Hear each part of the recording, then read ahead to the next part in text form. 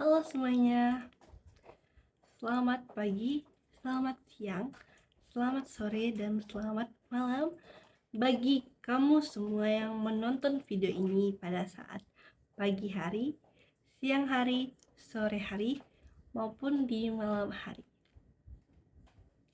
Om Swastiastu, Namo Buddhaya, dan salam kebajikan bagi kita semua. Bagaimana kabar kamu semua saat ini? Aku harap kita semua dalam keadaan yang baik-baik saja ya. Ada pepatah mengatakan bahwa tak kenal maka tak sayang. Maka dari itu, izinkan saya memperkenalkan diri saya. Halo semuanya, perkenalkan nama saya Yolanda dengan NIM A1011211219. Pada kesempatan kali ini, saya akan membahas mengenai sistem peradilan pidana, yang mana video ini saya buat untuk memenuhi tugas ujian tengah semester mata kuliah Sistem Peradilan Pidana. Materi kita pada hari ini akan saya bagi menjadi beberapa submateri. Yang pertama ada sistem hukum di dunia. Yang kedua ada model atau paradigma sistem peradilan pidana. Dan yang ketiga yang terakhir ada sistem peradilan pidana di Indonesia. Baiklah, tanpa berlama-lama lagi dan membuang waktu lebih banyak lagi, mari kita masuk pada submateri yang pertama. Baiklah, materi yang pertama ada sistem hukum di dunia. Dalam mempelajari sistem pidana suatu negara, tidak terlepas dari sistem hukum yang dipergunakan oleh negara tersebut. Sistem hukum di dunia tidak merujuk pada hukum sistem global yang universal, yang bersifat universal, melainkan sistem hukum pidana dunia menggambarkan keragaman sistem hukum nasional dan regional yang ada di seluruh dunia. Oleh karena itu, dengan banyaknya sistem hukum di dunia ini, belum ada kepastian dan kesepakatan yang jelas tentang kriteria penggolongan sistem hukum atau hukum keluarga yang ada. Jadi, karena dengan banyaknya negara di dunia ini, dengan banyaknya suku, adat istiadat maupun kebiasaan yang ada di dunia ini, maka sistem hukum di dunia ini banyak sekali, dan sampai saat ini belum ada kesepakatan mengenai kriteria atau ciri-ciri apa yang menjadi sistem hukum di dunia ini. Maksudnya sistem hukum dunia. Menurut Swigert dan Coates, untuk menentukan klasifikasi atau penamaan suatu sistem hukum adalah gaya atau style dari sistem hukum yang berkaitan dengan asal-usul historis, cara pemikiran hukumnya spesifik, sumber-sumber hukum, dan interpretasinya. Jadi menurut Swigert dan Coates, untuk menentukan klasifikasi atau penamaan suatu hukum itu menggunakan gaya atau style dari sistem hukum tersebut yang berkaitan dengan historis dari hukum tersebut. Baiklah, selanjutnya menurut Ansel, paling sedikit ada 5 jenis sistem hukum. Yaitu yang pertama ada sistem Eropa kontinental dan Amerika Latin yang biasa kita sering disebut dengan sistem civil law. Yang kedua ada sistem Anglo-American yang biasa kita kenal dengan common law system. Dan yang ketiga ada sistem Timur Tengah atau Middle East system. Yang keempat ada sistem Timur Jauh atau Far East system. Dan terakhir ada sistem negara-negara sosialis atau socialist law system. Baiklah, kita masuk pada penyebaran sistem hukum yang pertama, yaitu sistem Eropa kontinental dan Amerika Latin atau sistem civil law. Jadi sistem civil law ini juga dikenal sebagai sistem hukum Romawi atau kontinental, yang mana suatu sistem ini didasarkan pada kode hukum tertulis. Sistem ini banyak digunakan di sebagian besar negara Eropa, Amerika Latin, Asia, dan sebagian Afrika. Jadi hukum civil law ini mengutamakan hukum yang tertulis. Jadi hukum yang digunakan adalah hukum yang sudah ditulis. Contohnya kalau di Indonesia itu KUHP. Selanjutnya ada sistem Anglo-American atau common law system, yang mana sistem hukum ini, sistem hukum umum atau common law ini adalah suatu sistem hukum yang tumbuh dan berkembang melalui keputusan pengadilan dan presiden hukum. Jadi sistem hukum common law ini berkembang dari putusan-putusan hakim, yang mana sebelumnya jadi sistem hukum ini nih dapat berkembang sebagaimana dengan perkembangannya zaman dan putusan-putusan hakim, berbeda dengan civil law yang sudah tertulis. Nah, common law ini maksudnya yang civil law ini yang sudah tertulis, jadi lumayan susah untuk berubah, yang mana mau berubah itu harus dalam proses yang panjang, dan untuk common law ini dapat berubah sesuai dengan perkembangannya waktu dan keputusan dari hakim atau pengadilan. Selanjutnya ada sistem Timur Tengah atau Middle East System. Dalam sistem ini,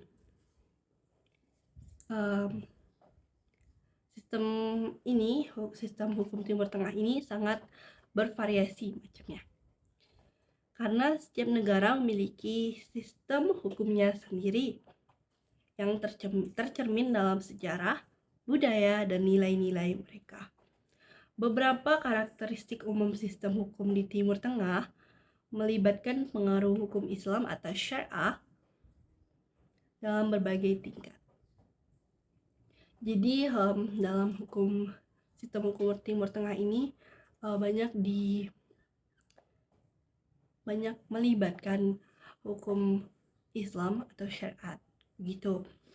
Dan beberapa ini adalah poin umum mengenai sistem Timur Tengah atau Middle East System.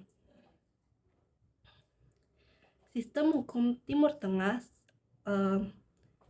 yang pertama ada hukum Islam atau Syariah, yang mana di beberapa negara di Timur Tengah menerapkan hukum ini atau hukum Islam ini sebagai sumber hukum utama, terutama dalam masalah keluarga, warisan, dan pidana. Namun tingkat implementasi dan interpretasinya dapat bervariasi.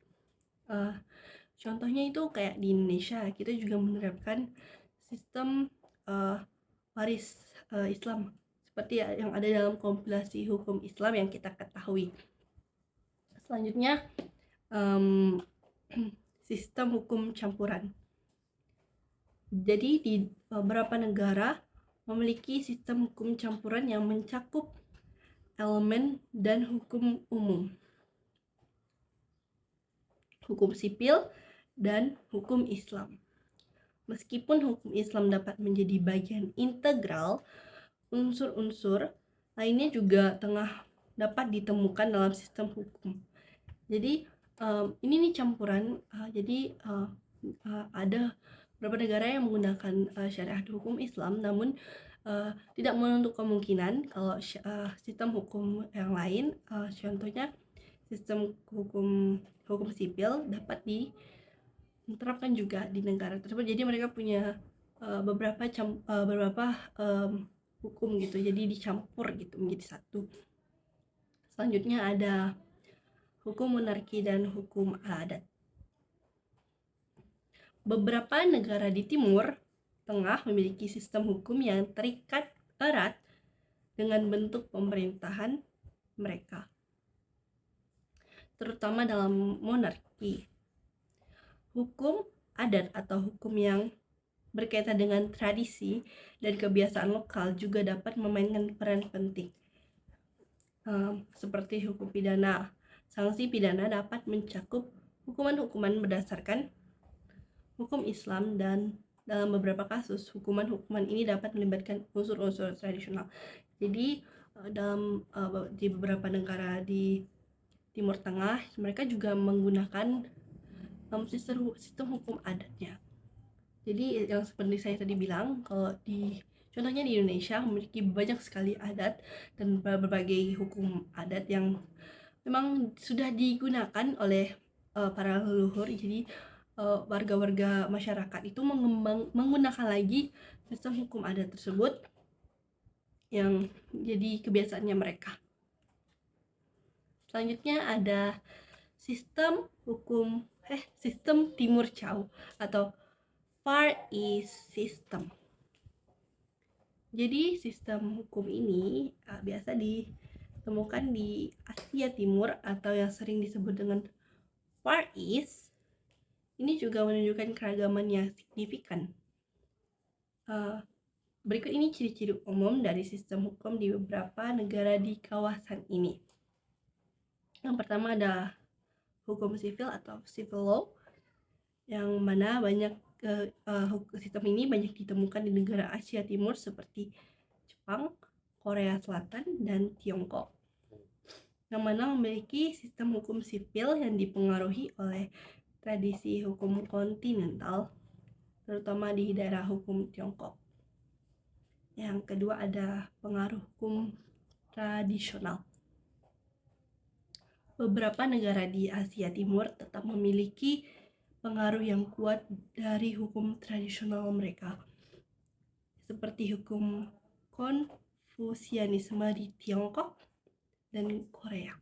Jadi beberapa yang seperti saya bilang itu sistem hukum mereka itu dipengaruhi oleh adat istiadat yang mereka terapkan dari secara turun-temurun, yang mana dikombinasikan dengan sistem hukum yang ada saat ini.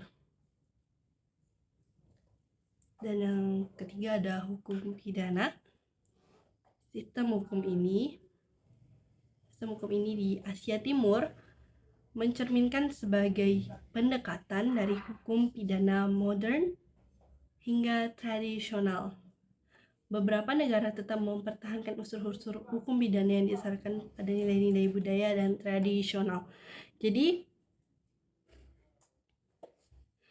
sistem hukum pidana ini mencerminkan beberapa model sistem hukum, baik itu dari sistem hukum modern maupun yang tradisional, yang mana sebenarnya banyak sekali negara-negara yang menggunakan sistem pidana ini.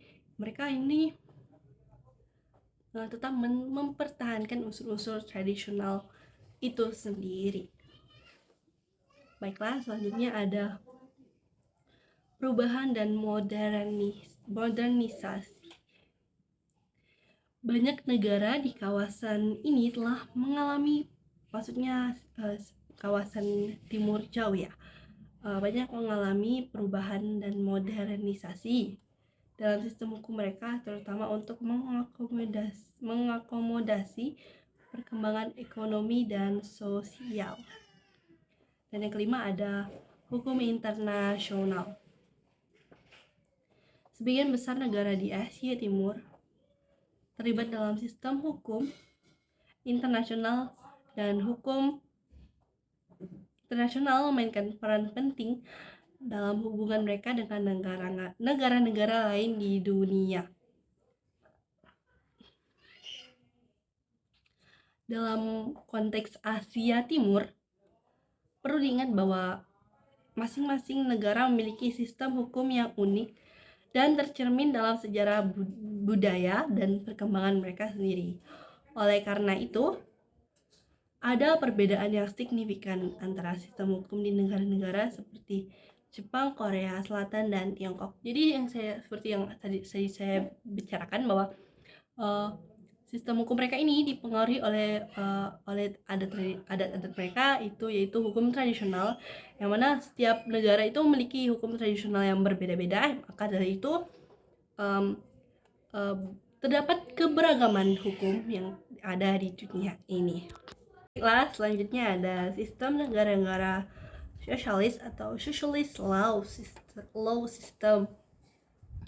Jadi sistem hukum sosialis ini mengacu pada kerangka hukum yang mendasarkan pada prinsip-prinsipnya pada ideologi sosialis atau komunis. Beberapa karakteristik umum dari sistem hukum sosialis ini melibatkan kontrol negara yang kuat atas sumber daya dan kepemilikan kolektif. Beberapa ini ciri umumnya. Yang pertama ada kepemilikan kolektif. Jadi prinsip utama dalam sistem hukum sosialis ini adalah kepemilikan kolektif atau sumber daya ekonomi termasuk tanah, industri, dan produksi. Jadi maksud dari kepemilikan kolektif ini bahwa seluruh hal mengenai ekonomi, sumber daya ekonomi, tanah, industri, dan produksi ini dipegang sepenuhnya oleh negara. Jadi seluruh hal hukumnya itu ditentukan oleh negara sendiri, yang mana sebenarnya negara komunis ini negara yang tertutup, yang tidak biasanya dalam negara ini tidak mendengarkan pendapat para rakyatnya, yang mana hanya mendengarkan pada pendapat dari pemimpin negara tersebut atau pejabat-pejabat negara tersebut. Selanjutnya ada peran negara yang besar. Pemerintah memiliki peran yang besar dalam mengelola dan mengarahkan kebijakan ekonomi ini. Ini mencakup pengaturan produksi, distribusi, dan pertukaran barang dan jasa. Nah, seperti tadi saya sudah ucapkan bahwa seluruh hal mengenai negara ini ditentukan oleh penguasa negara seperti presiden maupun pejabat-pejabatnya. Jadi segala hal mengenai negara ini diatur dan direncanakan oleh para pejabat negara tersebut. Baiklah, selanjutnya ada ketidaksetaraan kekayaan yang dikurangi. Sistem ini bertujuan untuk mengurangi ketidaksetaraan ekonomi dengan menghilangkan kepemilikan pribadi yang ekstensif dan mendistribusikan kekayaan secara merata. Jadi sistem ini nih sebenarnya tujuannya bagus untuk mensetarakan keuangan dari rakyat-rakyatnya, jadi tidak ada yang lebih kaya gitu. Jadi semua harta kekayaan setiap warga ini itu sama. Jadi sistem ini menghilangkan kepemilikan pribadi yang ekstensif dan mendistribusikan kekayaan secara merata. Jadi kekayaan ini didistribusikan kepada rakyat-rakyatnya. Jadi yang tadi saya udah bilang, jadi kekayaan para rakyat itu jadinya merata gitu. Jadi tidak ada yang kaya, tidak ada yang miskin, semuanya sama gitu. Begitu. Selanjutnya ada hukum berekonomi dan sosial.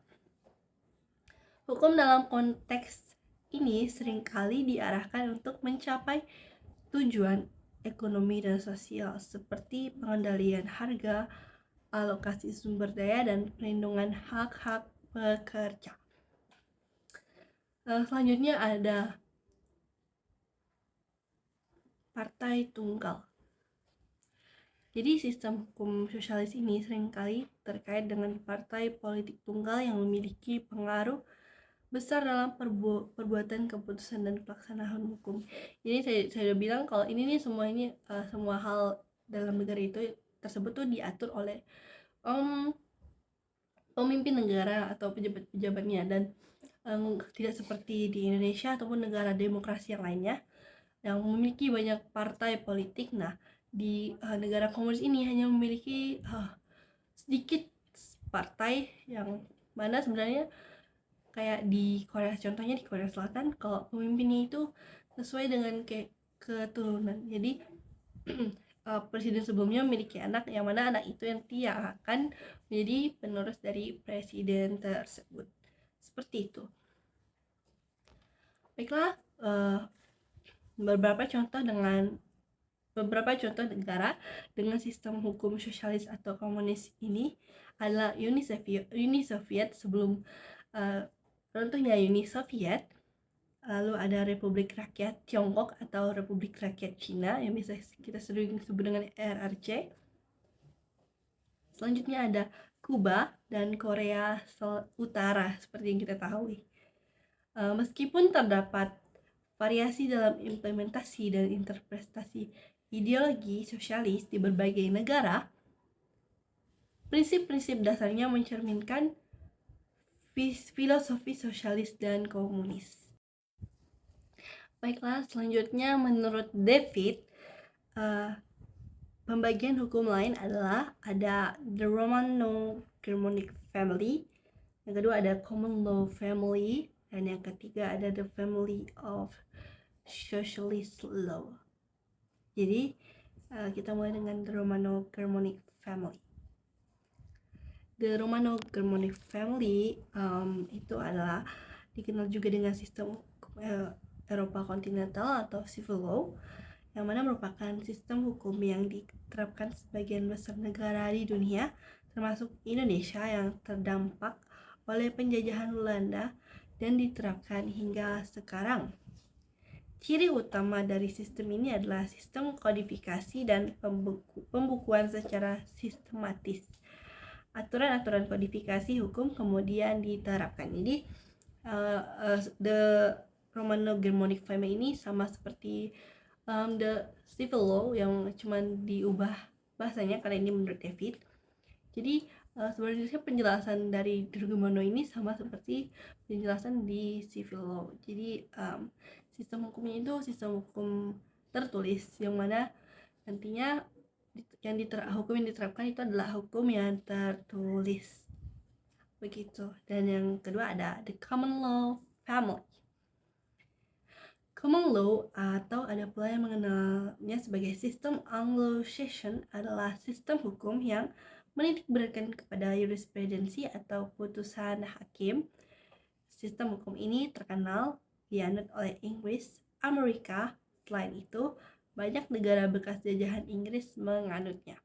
Jadi the common law family ini sama seperti emang ini adalah common law family, sistem common law yang namanya aja berubah tapi isi dalamnya itu sama, yang mana hukum ini menitik beratkan pada jurisprudensi dan keputusan hakim. Yang seperti saya jelaskan sebelum-sebelumnya bahwa sistem hukum dalam sistem ini dapat berubah-ubah sesuai dengan perkembangan zaman dan perkembangan waktu, yang sesuai dengan putusan hakim tersebut. Selanjutnya ada the family of socialist law. Sistem hukum yang berkembang melalui paham Marxisme ini terkenal dianut oleh Uni Soviet pada masanya. Sistem ini tidak banyak negara yang menganut sistem ini. Sebagian besar negara dunia saat ini menganut sistem Eropa kontinental ataupun common law. Jadi sistem family of socialist law ini sama seperti sistem yang negara sosialis atau socialist law system yang sama seperti sebelumnya. Ini cuma beda nama aja menjadi family.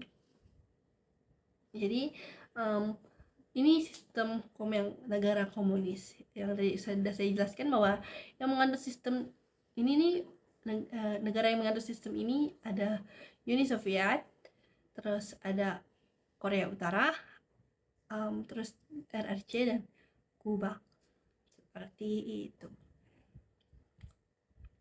Selanjutnya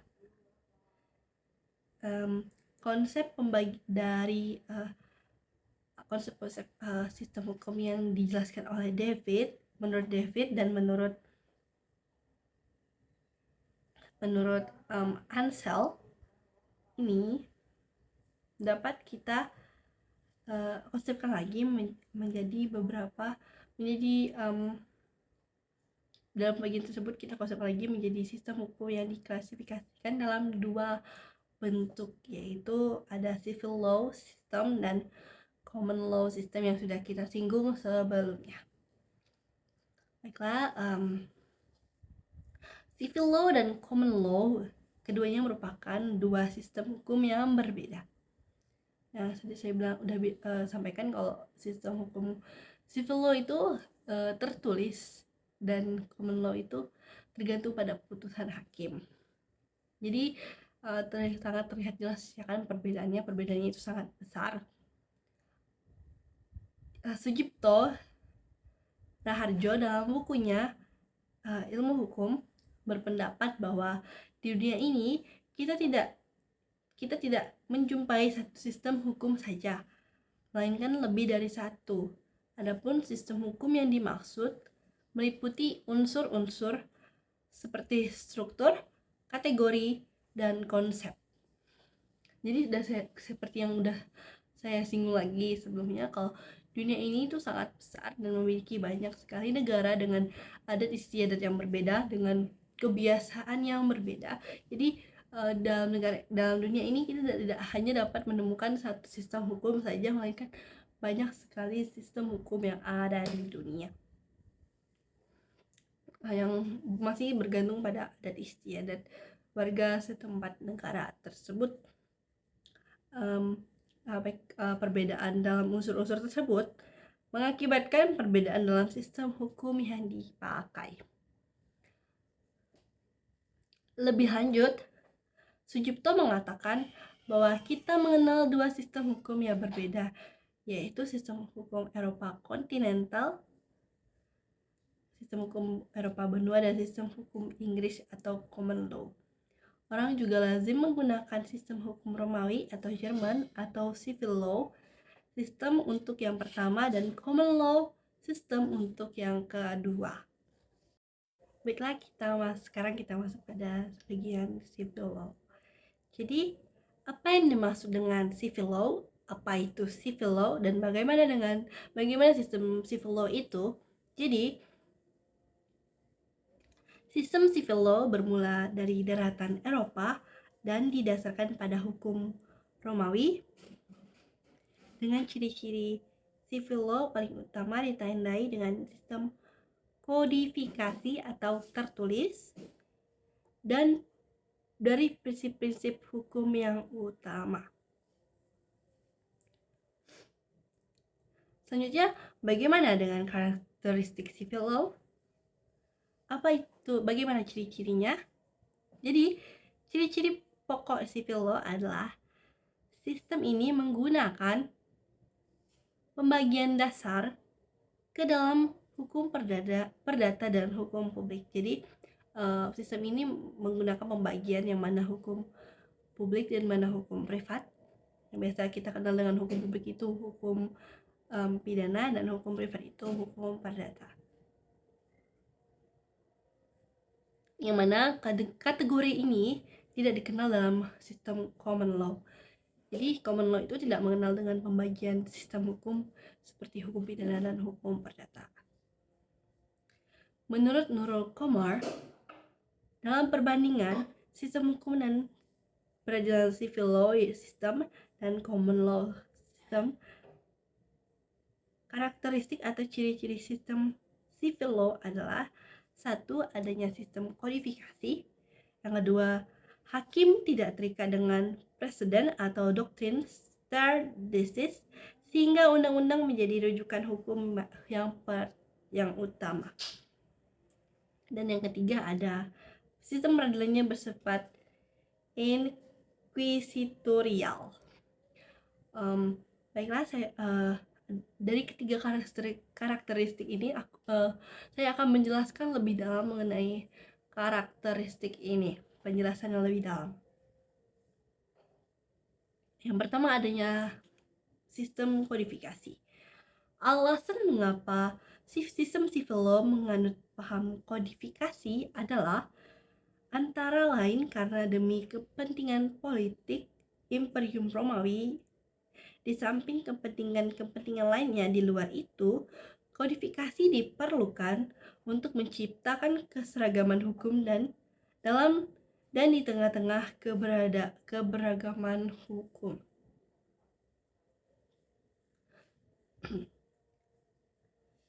Agar kebiasaan-kebiasaan yang telah ditetapkan sebagai peraturan raja supaya ditetapkan menjadi hukum yang berlaku secara umum, perlu dipikirkan kesatuan hukum yang berkepastian.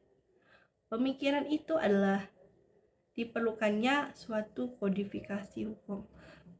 Jadi, supaya kebiasaan-kebiasaan peraturan raja ditetapkan menjadi hukum yang berlaku secara terus-menerus, perlu dipikirkan adanya kesatuan hukum yang pasti. Nah, dari dasar pemikiran inilah maka sistem civil law ini harus dikodifikasikan. Jadi lebih tertulis. Jadi setiap sistem hukum yang ada ini dari raja-raja tadi itu dipergunakan secara terus-menerus karena tertulis tadi. Jadi bisa digunakan secara terus-menerus. Yang kedua ada hakim tidak terikat pada preseden.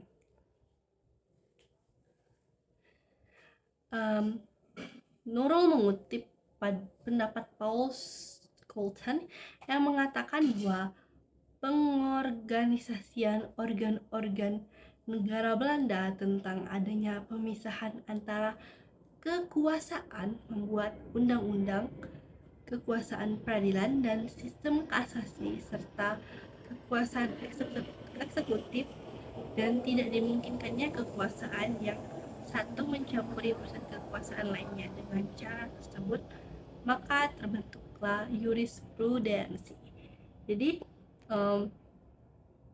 menurut Paul Scholten, pengorganisasian organ-organ negara Belanda itu ada pemisahan antara kekuasaan untuk membuat undang-undang dan peradilan sistem kasasi. Jadi hakim itu tidak terikat pada presiden. Selanjutnya ada peradilan menganut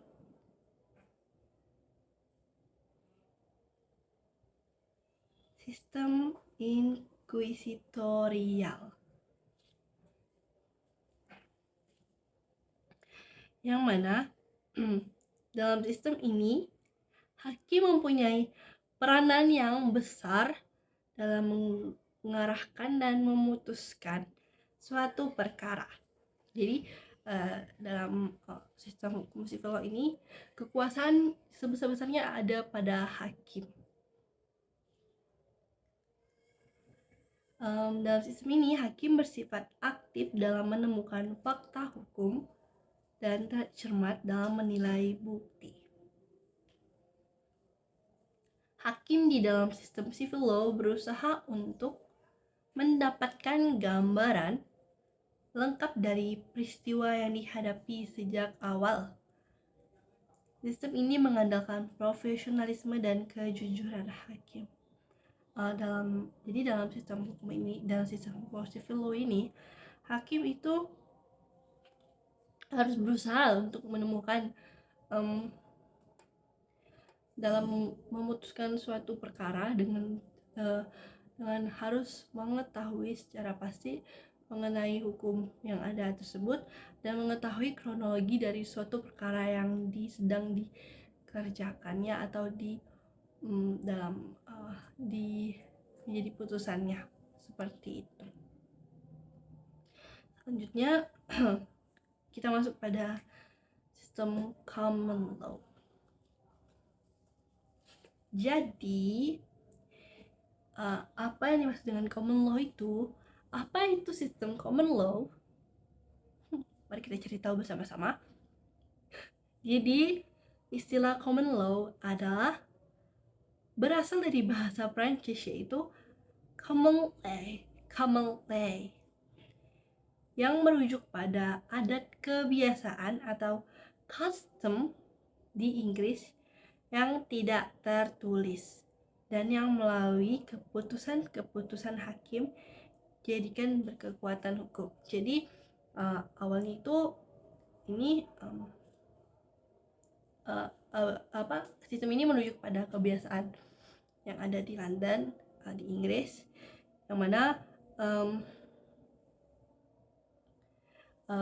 hukum itu tidak tertulis, yang mana ini berdasarkan pada putusan hakim ya, seperti yang sudah saya singgung sebelumnya. Jadi keputusan hakim itu dianggap bisa berkekuatan hukum yang bisa digunakan di kasus selanjutnya yang sama seperti kasus tersebut. Common law system berbeda dengan civil law. Memang seperti saya singgung tadi, karena memang sangat berbeda, yang mana sistem civil law itu bersifat dikodifikasi ya, tertulis, yang sedangkan yang common law ini tidak. Karena common law sistem dikembangkan oleh para praktisi hukum dan berkembang di Inggris.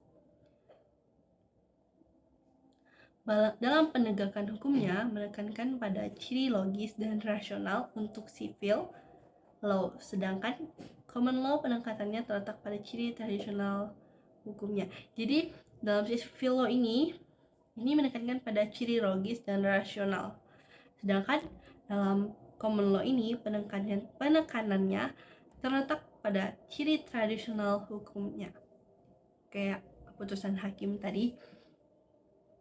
Selanjutnya ada ciri atau karakteristik dari sistem hukum common law.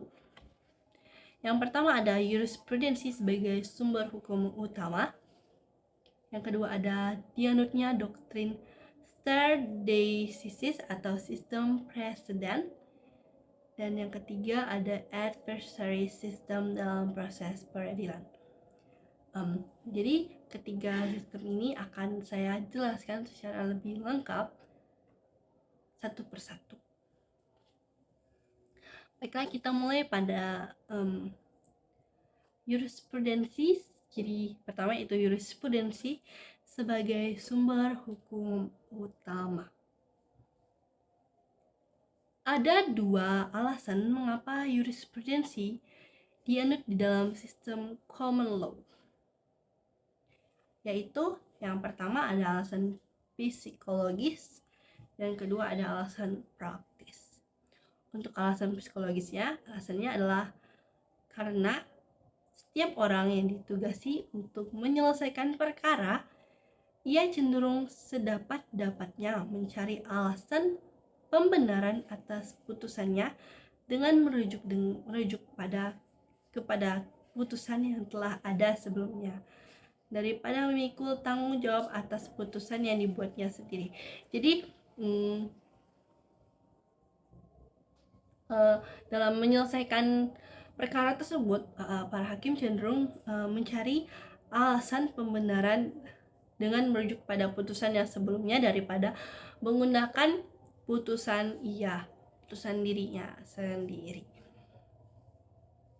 yang dibuat dirinya sendiri. Yang kedua ada alasan praktis. Diharapkan dengan adanya putusan yang seragam, karena sering diungkapkan bahwa hukum harus mempunyai kepastian daripada menonjolkan keadilan pada setiap kasus konkret. Jadi alasan praktisnya itu putusan itu harus seragam, yang mana suatu hukum kan harus ada kepastian. Jadi alasan praktisnya itu biar seragam, segala putusannya itu seragam begitu. Selain itu, menurut sistem common law, menempatkan undang-undang sebagai acuan utama merupakan suatu perbuatan yang berbahaya, karena aturan undang-undang itu merupakan hasil karya kaum teoritis yang tidak mungkin berbeda dengan kenyataan dan tidak sinkron dengan kebutuhan lagi. Lagi pula dengan berjalannya waktu, undang-undang itu sudah tidak sesuai lagi dengan keadaan yang ada, sehingga memerlukan interpretasi pengadilan. Jadi dalam common law ini menempatkan undang-undang sebagai acuan pertama itu sangat tidak efisien karena undang-undang ini dibuat secara teoritis. Jadi menurut common law ini, undang-undang ini nih sewaktu-waktu tidak sesuai lagi dengan perkembangan zaman, seperti tidak sesuai lagi dengan kejahatan yang ada di waktu ke depan. Jadi menurut common law ini perundang-undangan itu sangat tidak masuk akal. Jadi yang lebih masuk pada sistem common law ini yaitu keputusan hakim, karena masih bisa berubah dan digunakan sesuai dengan perkembangan zaman. Seperti itu. Baiklah, ciri yang kedua yaitu dianutnya doktrin stare decisis atau precedent.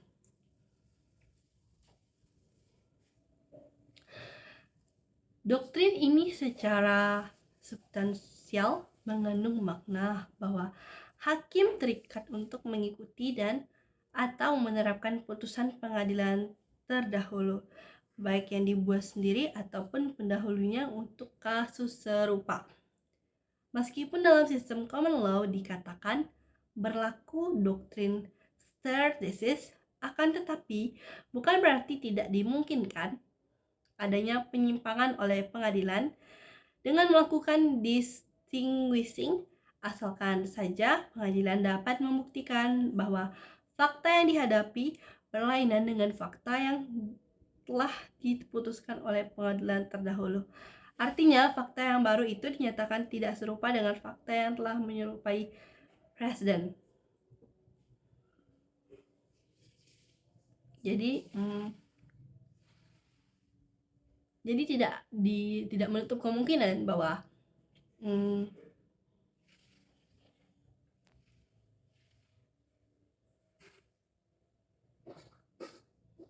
terdapat lagi putusan baru yang tidak sesuai dengan undang-undang karena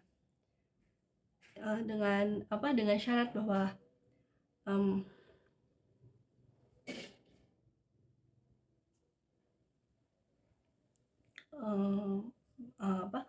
fakta itu yang terjadi ini berbeda dengan fakta yang ada di presiden. Seperti itu. Selanjutnya, alasan yang ketiga adanya yaitu adversary system dalam proses peradilan. Dalam sistem common law ini, kedua belah pihak yang bersengketa masing-masing menggunakan pengacaranya untuk berhadapan di depan hakim. Para pihak masing-masing menyusun strategi sedemikian rupa dan mengemukakan dalil-dalil dan alat-alat bukti yang sebanyak-banyaknya di pengadilan. Jadi yang berperkara merupakan lawan antar satu dengan yang lainnya yang dipimpin oleh pengacara masing-masing. Jadi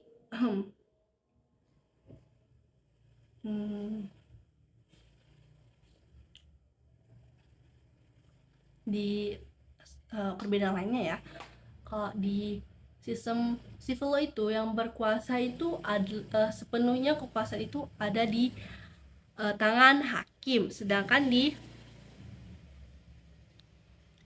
common law system itu juga dikenal dengan adanya juri. Jadi keputusan hakim ini biasanya dipengaruhi oleh juri-juri, yang mana nanti juri-juri itu menilai kasus itu tuh kasus itu tuh termasuk pidana atau bukan, yang mana nanti hasil ini diserahkan kepada juri, yang mana nanti diserahkan kepada hakim, yang mana nanti hakim menilai bahwa menilai dengan bantuan dari pendapat dari juri-juri tersebut. Selanjutnya, David dan Bersih dalam bukunya Legal System in the World Today 1978 menyatakan perkembangan common law system melalui beberapa tahap. Jadi menurut David and David dan Bersri, perkembangan sistem common law ini berkembang melalui beberapa tahapan, yaitu ada pertama itu sebelum penaklukan Norman tahun 1066 1066.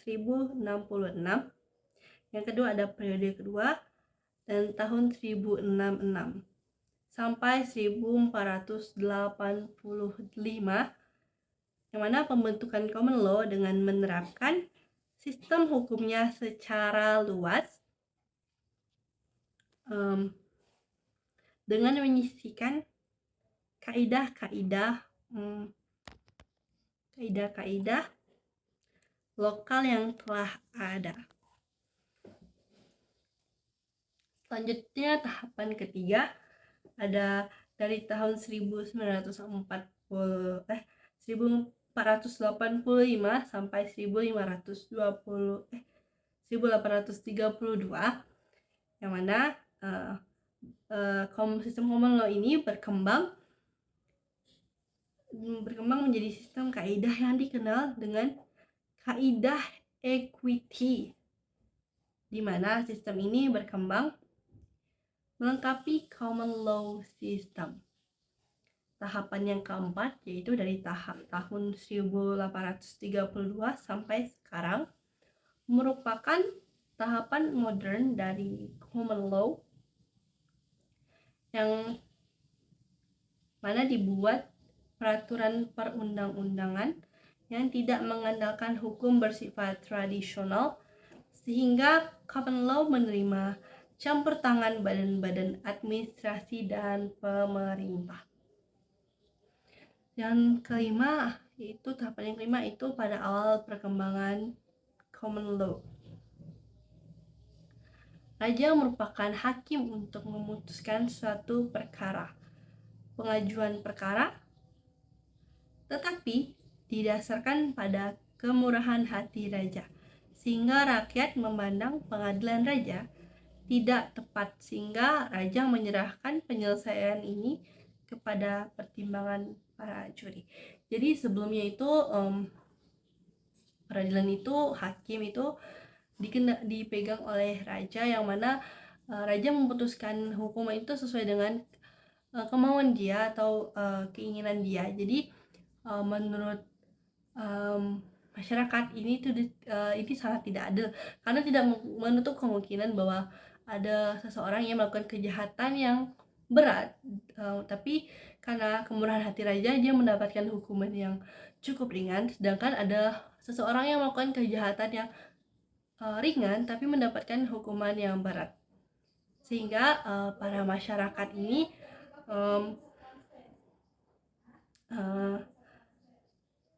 meminta adanya juri, sehingga yang seperti saya tadi ucapkan, kalau jadi keputusan hakim ini biasa dipengaruhi oleh keputusan juri, seperti itu. Biar lebih adanya juri ini supaya lebih hakim ini lebih memandang lebih logis lah, jadi lebih logis, yang jadi bisa memandang dari perspektif orang lain, seperti itu.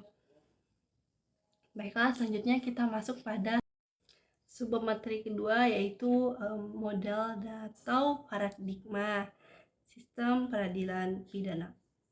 Jadi sebelum kita masuk pada model dan paradigma, mari kita mencari tahu lebih dahulu apa itu sistem peradilan pidana, apa saja yang menjadi karakteristik sistem peradilan pidana. Oke, saya akan menjelaskan mengenai sistem peradilan pidana. Jadi, sistem peradilan pidana ini merupakan sistem peradilan pidana dapat diartikan sebagai suatu proses bekerjanya beberapa lembaga penegak hukum, di mana mekanisme peradilan pidana tersebut meliputi aktivitas yang bertahap, dimulai dari penyidik, penuntutan, pemeriksaan di sidang pengadilan, dan pelaksanaan putusan hakim yang dilakukan oleh lembaga pemasyarakatan. Remington dan Ohlin mendefinisikan sistem peradilan pidana sebagai pemakaian pendekatan sistem terhadap mekanisme administrasi peradilan pidana sebagai suatu sistem merupakan hasil dari interaksi antara peraturan perundang-undangan, praktik administrasi, dan sikap atau tingkah laku sosial. Pengertian sistem ini sendiri mengandung implikasi suatu proses interaksi yang dipersiapkan secara rasional dengan cara efisien untuk memberikan hasil tertentu dengan segala keterbatasan. Selanjutnya, menurut Romilly Atmasamita mengemukakan bahwa sistem peradilan pidana sebagai suatu penegakan hukum atas atau law enforcement, maka di dalamnya terkandung aspek hukum yang menitik beratkan pada operasional peraturan perundang-undangan dalam upaya menanggulangi kejahatan dan bertujuan untuk mencapai kepastian hukum atau certainty. Di lain pihak, apabila pengertian sistem peradilan pidana dipandang sebagai bagian dari pelaksanaan social defense yang terkait kepada tujuan menunjukkan kesejahteraan masyarakat, maka dalam sistem peradilan pidana ini terkandung aspek sosial yang menitik beratkan kepada kegunaan atau expedient. Istilah sistem peradilan pidana dikenal dengan criminal justice system yang pada mulanya dikemukakan oleh pakar hukum pidana Amerika Serikat atau criminal justice science. Hal ini diawali dengan ketidakpuasan terhadap mekanisme kerja dari aparatur penegak hukum dan institusi penegakan hukum yang didasarkan pada pendekatan hukum dan ketertiban yang sangat menggantungkan keberhasilan pengulangan kejahatan pada keefektivitasan dan efisiensi kerja organisasi kepolisian. Criminal justice system ini pertama kali diperkenalkan oleh Frank Remington dengan konsep rekayasa administrasi peradilan pidana melalui pendekatan sistem atau system approach, dan gagasan mengenai sistem ini terdapat dalam laporan pilot proyek tahun 1958. Gagasan ini kemudian diletakkan pada mekanisme administrasi peradilan pidana dan diberi nama criminal justice system. Istilah ini kemudian diperkenalkan dan disebarluaskan oleh The President Crime Commission. Adapun tujuan sistem peradilan pidana dapat dirumuskan menjadi 3. Yang pertama adalah untuk mencegah masyarakat menjadi korban kejahatan. Yang kedua, menyelesaikan kasus kejahatan yang terjadi sehingga masyarakat puas bahwa keadilan telah ditegakkan dan yang bersalah dipidana. Dan yang ketiga itu adalah mengusahakan agar mereka yang melakukan kejahatan tidak lagi mengulangi kejahatan tersebut. Menurut Kadish, pengertian sistem peradilan pidana dapat dilihat dari sudut pendekatan normatif, manajemen, dan sosial. Ketiga bentuk pendekatan tersebut sekalipun berbeda tetapi tidak dapat dipisahkan satu sama lainnya. Bahkan ketiganya saling terikat dan saling mempengaruhi dalam menentukan tolak ukur keberhasilan dalam menanggulangi kejahatan. Sementara itu, Geoffrey Hazard Jr. juga mengemukakan adanya 3 pendekatan dalam sistem peradilan pidana, yaitu pendekatan normatif, pendekatan administratif, dan pendekatan sosial.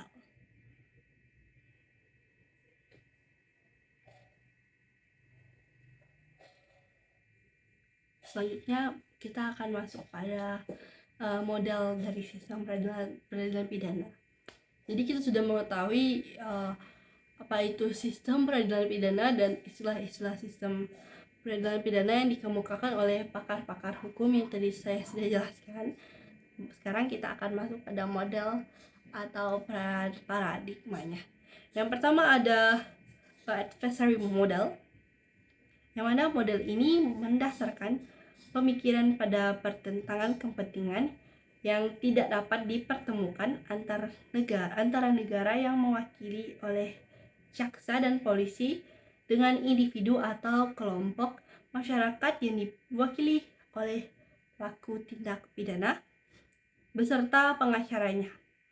Sehingga tujuan sistem peradilan pidana dalam model ini adalah perlindungan terhadap kepentingan negara dalam bentuk penekanan terhadap tingkat kejahatan.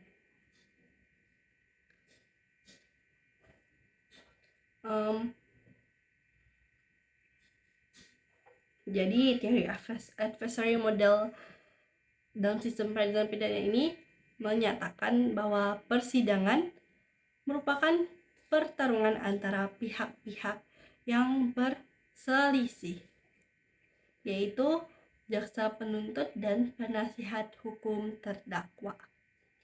Mereka berusaha meyakinkan hakim atau juri tentang kebenaran argumennya. Jadi dalam adversary model ini adalah ini itu merupakan perselisihan antara jaksa dan pengacara terdakwa, yang mana mereka itu berusaha untuk meyakinkan para juri dan hakim untuk menekan pihak mereka, seperti itu. Norma yang digunakan dalam model ini adalah menekankan pada prinsip keadilan, di mana pihak dari setiap pihak memiliki hak untuk menyajikan bukti dan argumen mereka, serta mendapatkan kesempatan untuk menanggapi tuduhan yang diajukan oleh pihak lawan. Sistem ini diyakini dapat menghasilkan keputusan yang lebih objektif karena melibatkan konfrontasi antara argumen yang saling bertentangan. Baiklah, selanjutnya yang kedua ada model crime control model. Jadi crime control model ini didasarkan pada dalil bahwa pengekangan tindak pidana merupakan tugas yang paling penting, sehingga dilakukan proses pidana. Tindak pidana harus dijaga ketat dengan tujuan untuk melindungi tatanan atau nilai-nilai yang ada dalam masyarakat. Adapun nilai-nilai yang terkandung dalam crime control model ini adalah yang pertama, fungsi terpenting dari suatu proses pidana adalah tindak represif. Yang kedua ada efisiensi dari suatu penegakan hukum untuk menyeleksi tersangka, menetapkan kesalahan dan menjamin atau melindungi hak tersangka dalam proses peradilannya. Dan yang seperti itu. Dalam proses kriminal, penegakan hukum harus dilaksanakan berlandaskan prinsip cepat atau speed, dan tuntas atau finally, serta model yang sesuai adalah model administratif dan menyerupai model manajerial. Selanjutnya itu the crime control model ini didasarkan pada anggapan bahwa penyelenggaraan peradilan pidana adalah semata-mata untuk menindas perilaku kriminal atau criminal conduct, dan ini merupakan tujuan utama proses peradilan karena yang diutamakan adalah ketertiban umum atau public order, dan efisiensi ini mencakup kecepatan dan ketelitian dan daya guna administratif di dalam memproses perilaku tindak pidana. Setiap pekerjaan harus dilakukan dengan cepat dan harus segera selesai. Jadi dalam penyelesaian kasus perkara ini harus secara cepat dan harus selesai. Jadi harus selesai dan cepat. Oleh Parker dikemukakan bahwa doktrin yang digunakan crime control model ini adalah apa yang dikenal dengan nama presumption of guilt, yaitu asas praduga tak bersalah.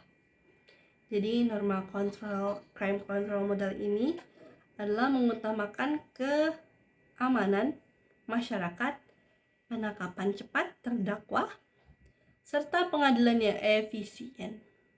Hakim dianggap sebagai pemutus yang cepat dan efektif dengan tujuan utama menjaga ketertiban dan keamanan masyarakat. Meskipun model ini bertujuan untuk menanggulangi kejahatan dengan cepat, kritik terhadap model ini mencakup proteksi pelanggaran hak asasi manusia dan resiko terjadinya kesalahan keadilan.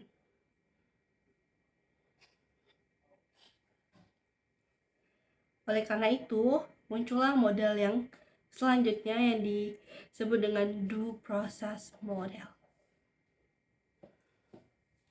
Due process model. Selanjutnya itu adalah due process model. Oke.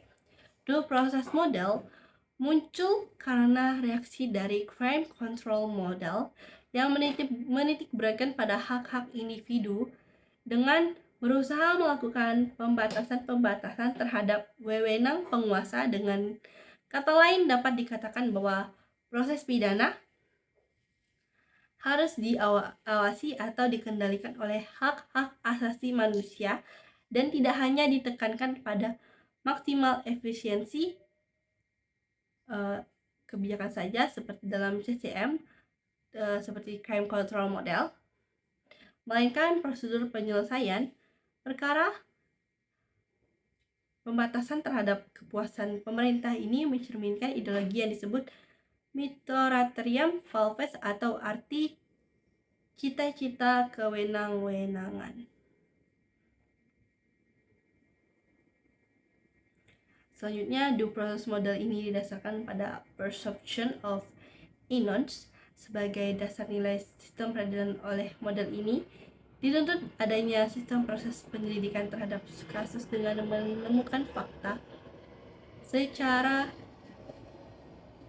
objektif, di mana persidangan dan tuduhan penuntut umum harus akan dilaksanakan setelah terdakwa memperoleh kesempatan sepenuhnya untuk mengajukan fakta yang membantah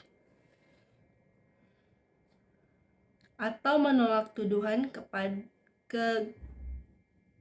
kepadanya. Jadi yang paling penting itu butuh pembuktian dalam pengadilan dengan tuntutan. Bagaimana akhir suatu proses terhadap suatu kasus tidak begitu penting dalam due process model. Adapun nilai-nilai yang terkandung dalam due process model ini adalah antara lain, yang pertama, model ini menolak on-formal fact-finding process sebagai cara untuk menerapkan secara definitif atau factual guilt seseorang. Model ini hanya mengutamakan formal adjudicative and adversary fact findings.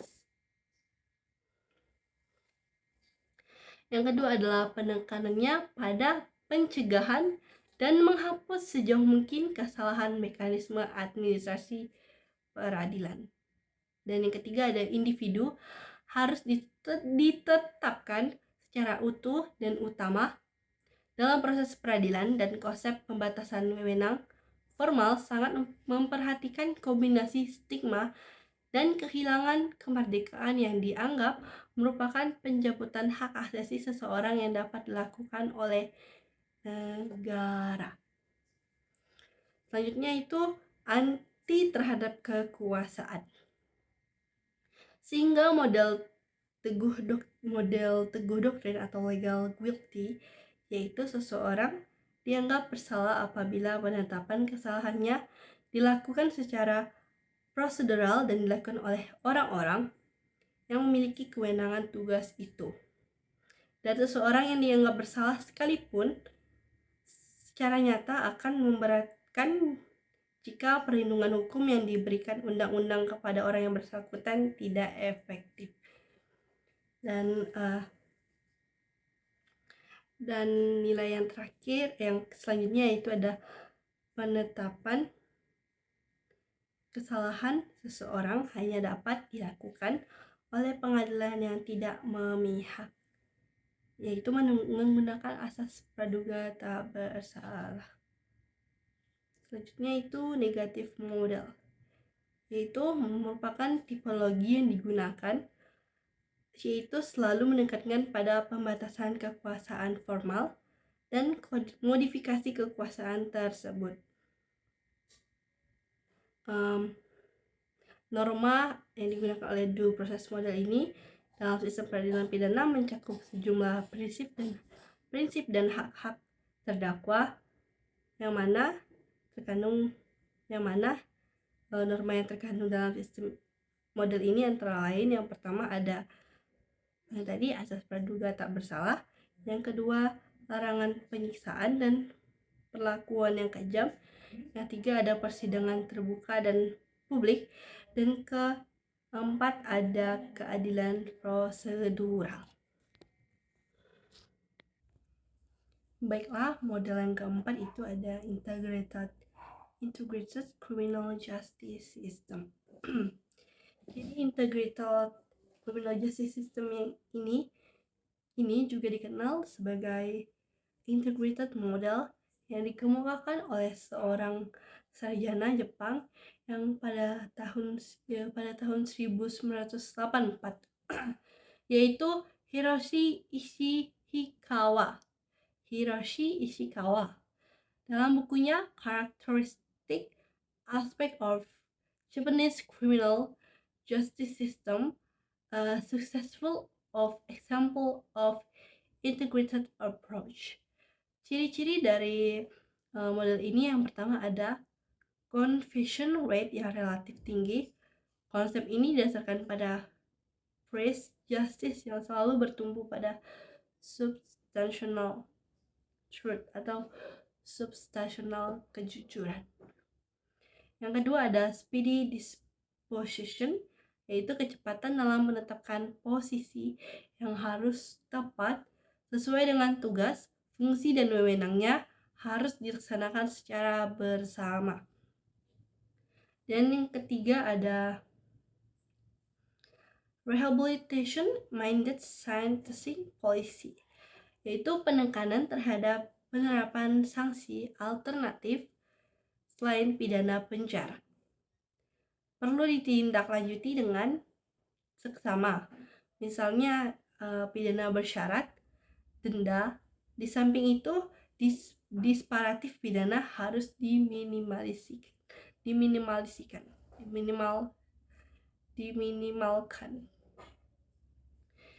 Dan yang keempat ada relatif kecilnya rate of recall depression atau reconviction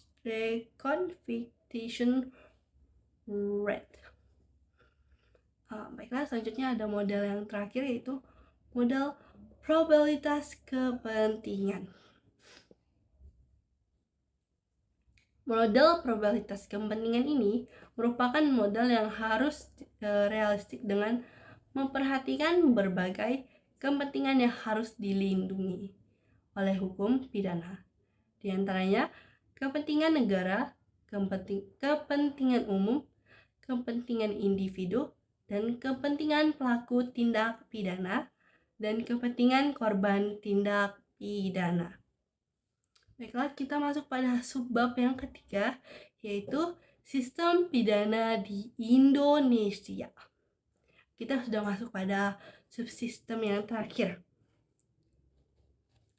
Jadi, berdasarkan Undang-Undang nomor 8 tahun 1981 tentang hukum acara pidana telah membawa perubahan fundamental baik secara konsepsional maupun secara implementan terhadap mekanisme penyelesaian perkara pidana di Indonesia. Kitab Undang-Undang Hukum Acara Pidana, Kitab Undang-Undang Hukum Acara Pidana atau KUHAP, telah meletakkan dasar humanisme yang ingin dicapai adalah ketertiban dan kepastian yang menjunjung tinggi harkat dan martabat manusia. Jadi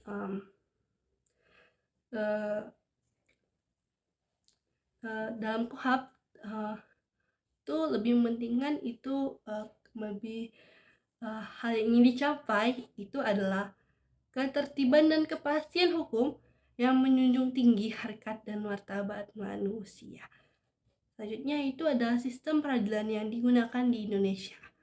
Mempunyai beberapa komponen atau subsistem yang terdiri dari yang pertama ada kepolisian, yang kedua ada kejaksaan, yang ketiga ada pengadilan, dan keempat adalah lembaga pemasyarakatan.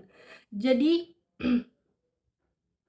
setiap perkara pidana itu selalu dimulai dengan kepolisian, yang mana nanti kepolisian ini dilanjutkan ke kejaksaan. Jika kejaksaan ini merasa ini kasus ini harus diselesaikan di pengadilan, maka akan dilemparkan kepada ke pengadilan. Dan jika pelaku dalam kasus ini terbukti bersalah dan telah dijatuhi hukuman penjara, maka terdakwa ini atau pelaku ini akan melakukan hukumannya di lembaga pemasyarakatan yang biasa sering kita sebut lapas. Selanjutnya ada mekanisme peradilan di Indonesia, dimulai dari penyelidikan, penyidikan, penangkapan, penggeledahan, penahanan, penuntutan, pemeriksaan di pengadilan, dan pelaksanaan pidana di lembaga pemasyarakatan. Jadi ada 8 mekanisme peradilan pidana di Indonesia. Jadi selanjutnya itu ada tahapan dalam Kitab Undang-Undang Hukum Acara Pidana untuk menyelesaikan perkara pidana. Dimaksudkan agar penegakan hukum dilaksanakan dengan kekuasaan hakim yang memeriksa dan memutuskan perkara pidana harus bebas dari pengaruh luar dan bertanggung jawab. Jadi hakim dalam memutuskan perkara itu harus bebas dari pengaruh luar, dan putusan itu hakim itu harus bertanggung jawab atas keputusannya. Selanjutnya adalah sistem peradilan pidana yang ideal, yaitu mencakup beberapa unsur. Yang pertama itu adalah dapat menjamin keadilan, yaitu ensuring justice. Yang kedua itu dapat menumbuhkan kepercayaan dan respek masyarakat atau public trust and respect. Yang ketiga ada peradilan yang jujur, bertanggung jawab, etis, dan efisien, atau a fair, responsible, ethical, and efficient criminal justice system.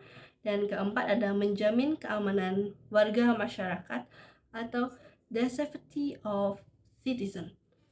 Oke, sekarang saya akan menjelaskan lebih dalam mengenai unsur-unsur yang sistem peradilan pidana yang ideal. Yang pertama ada dapat menjamin keadilan, itu yang dimaksudkan dalam hal ini adalah sistem peradilan pidana harus diharapkan dapat menjamin keadilan melalui proses yang transparan, akuntabel, dan berdasarkan pada prinsip-prinsip hukum, namun implementasinya bisa bervariasi dan tergantung pada faktor-faktor tertentu. Pemantauan, penegakan etika, serta reformasi peradilan terus diperlukan untuk memastikan sistem tersebut dapat mencapai tujuan yang diinginkan dalam menjamin keadilan. Selanjutnya itu dalam menumbuhkan kepercayaan dan respek masyarakat. Jadi dalam upaya yang konsisten dalam menjalankan peradilan yang adil, transparan, dan bebas dari korupsi dapat berkontribusi untuk menumbuhkan kepercayaan dan respek masyarakat terhadap sistem peradilan pidana. Penegakan hukum yang tegas terhadap pelanggaran dan penyelenggaraan pidana yang terbuka serta keterlibatan masyarakat dalam proses hukum dapat memperkuat hubungan positif antara sistem peradilan pidana dan masyarakatnya. Jadi untuk menumbuhkan kepercayaan dan respek masyarakat, beberapa upaya yang dapat dilakukan oleh penegak hukum yaitu menjalankan peradilan yang adil, transparan, dan bebas dari korupsi. Yang mana jika para penegak hukum berhasil menerapkan hal ini, dipercayai bahwa kedepannya masyarakat lebih percaya dengan kinerja dari penegak hukum tersebut. Selanjutnya itu adalah peradilan yang jujur, bertanggung jawab, dan etis dan efisien.